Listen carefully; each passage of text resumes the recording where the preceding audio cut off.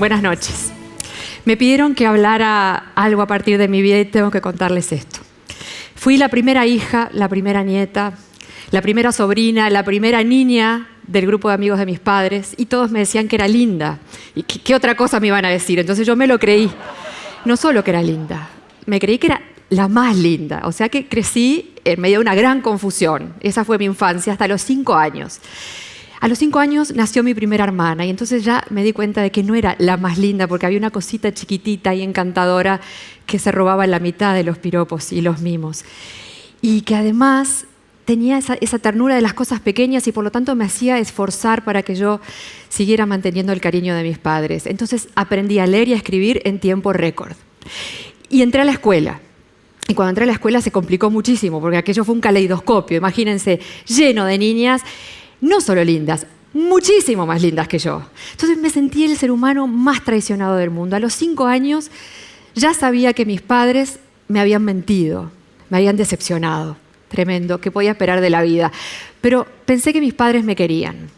Y que por lo tanto, como mis padres me querían, me habían mentido para protegerme, para preservarme de alguna realidad terrible. Era fea.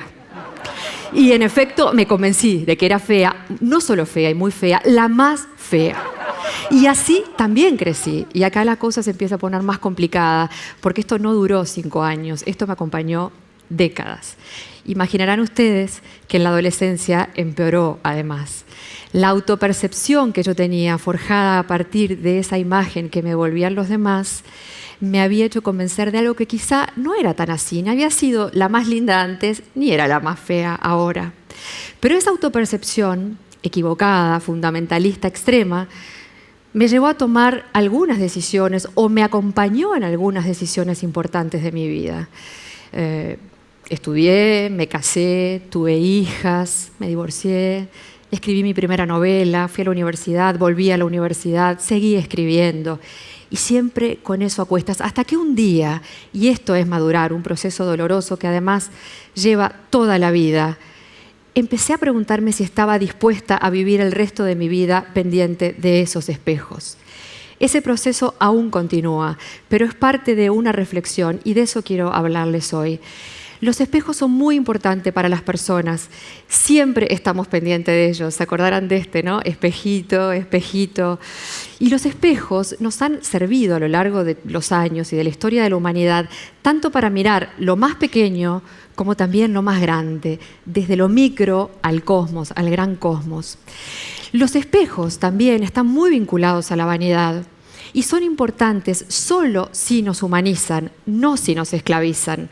Nosotros sabemos lo que pasa cuando vivimos pendiente de un espejo. Podemos quedarnos cristalizados en él.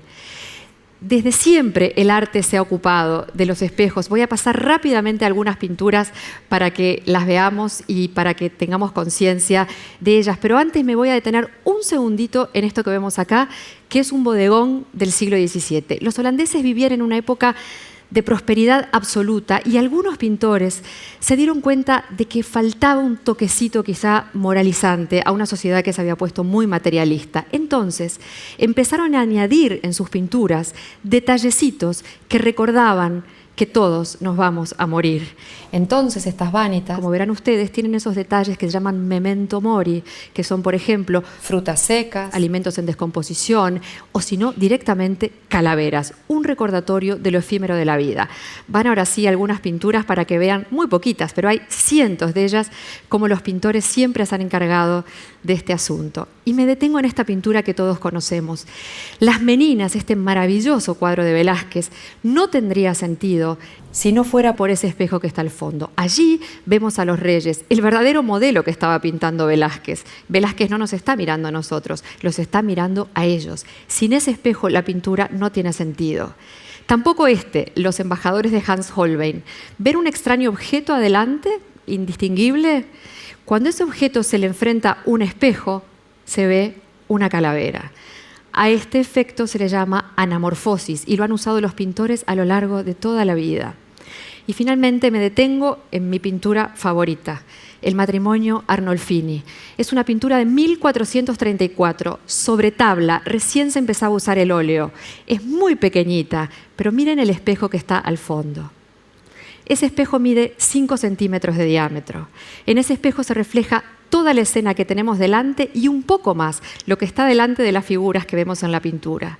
Y solo como un detalle interesante, si el espejo tiene 5 centímetros, observen las pequeñas estaciones del Vía Crucis, las 10 redondelitos que lo acompañan, miden 1 centímetro. Y allí Van Eyck pintó escenas de la crucifixión de Cristo.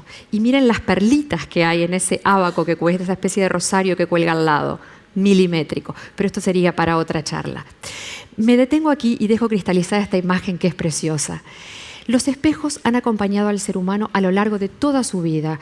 Desde hace 6.000 años, por lo menos, se sabe que las personas estaban interesadas en ver su reflejo y pulían primero superficies de piedras y luego superficies de metales. Yo quiero imaginar cómo cambió la historia de la humanidad el día que un hombre o una mujer vieron reflejado su rostro de pronto en las aguas quietas de una laguna. El problema es que a veces estamos demasiado pendientes de esos espejos. A lo largo del día nos cruzamos con muchísimos de ellos, desde el espejo del baño hasta el espejo del auto, el del ascensor, el de una vidriera, y nos miramos, porque siempre nos miramos. Pero también están los espejos de los otros, el de la persona junto a la que nos despertamos, el de nuestro bebé cuando le estamos dando el pecho, el de nuestros hijos más grandes cuando nos admiran y cuando nos increpan, el de todas las personas con las que nos cruzamos a lo largo del día, amigas y enemigas. Cada uno de esos espejos nos hace una pregunta. ¿Cómo te ves hoy? ¿Cómo te sentís? ¿Eso que ves es lo que estás sintiendo? ¿Esa a la que ves es quien tú sos?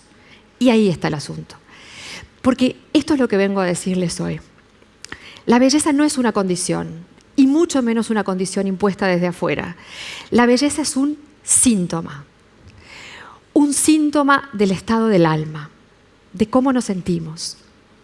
Cuando nosotros estamos en armonía, es decir, en equilibrio entre quienes somos y quienes queremos ser, entonces nos sentimos bien y proyectamos esa belleza. Los demás, en efecto, nos ven bellos porque, entre otras cosas, no necesitamos ser pedantes, ni arrogantes, ni estar a la defensiva, ni ofender, ni exagerar. Con absoluta elegancia y sencillez podemos ir por la vida.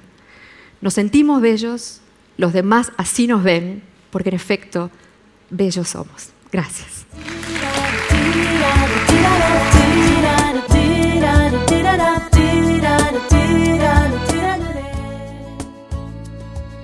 Si me miras así